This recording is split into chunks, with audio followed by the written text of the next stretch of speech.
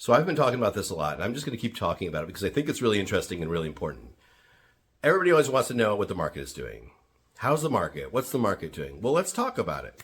The last couple of years were pretty rough. 2023 and 2024 could be the worst housing market that we've seen since 2009, which is saying a lot because if you remember, in 2009, we were in the midst of a global economic meltdown and a pretty serious housing crisis here in the United States. I don't know if 2023 and 2024 were quite as bad, but they were pretty rough. And so what happens in a very desirable, very hot market like New York City when you have two very sluggish years? What happens is there's a lot of pent-up buyer and seller demand. A lot of people who wanted to transact over the last couple of years put their plans on hold. A lot of sellers or would-be sellers who are planning to sell their homes in 2023 and 2024 put their plans on hold due to uncertainty surrounding interest rate fluctuations, global turmoil, the election, all of those things. And a lot of them were sitting on low interest rates and didn't know where they would buy or what they could buy, and that's fair. But at the end of the day, the reasons those people wanted to sell and move have not changed. Those people still need to sell their homes, and a lot of them are going to be doing so this year. A lot of them are going to be doing so this spring. It's coming. We're starting to see a trickle of inventory. The floodgates haven't opened yet, but we're starting to see it. Now, on the flip side, there's a lot of buyer activity right now. We're seeing open house traffic up about 68% since the new year. Loan officers are reporting a big uptick in mortgage applications. My team works with a lot of buyers, and they're out there. I mean, we're seeing competitive bidding on nice, well-priced properties all over Brooklyn and into Manhattan, where most of our business is. And it's obvious. Boots on the ground, observation. Buyers are out there. And so what does that tell you? There's not that much inventory right now. Not yet. There's a lot of buyer activity.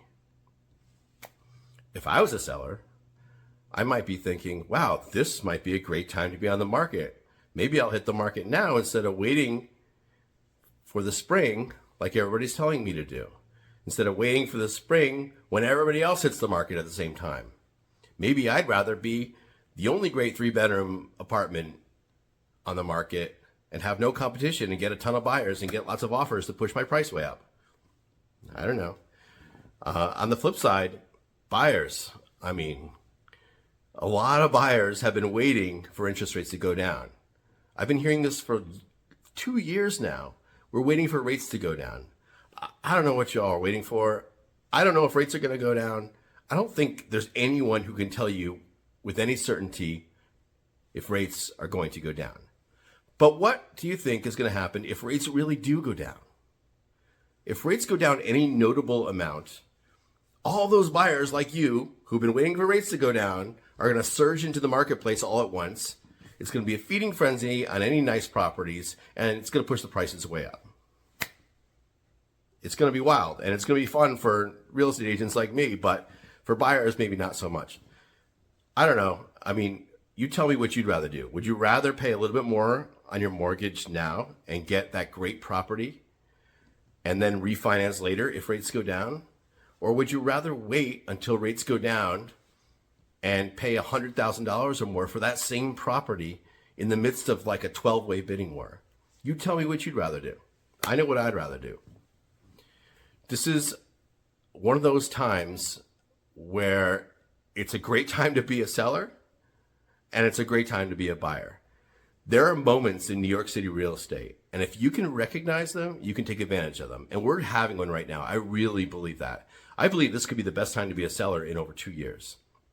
And I believe it's a great time to be a buyer if you can find what you're looking for. And so that's what I think about the market right now. Talk to a professional, find out what's going on, boots on the ground. Don't believe everything you read or hear in the press. Talk to a professional. There are moments, and we're having one.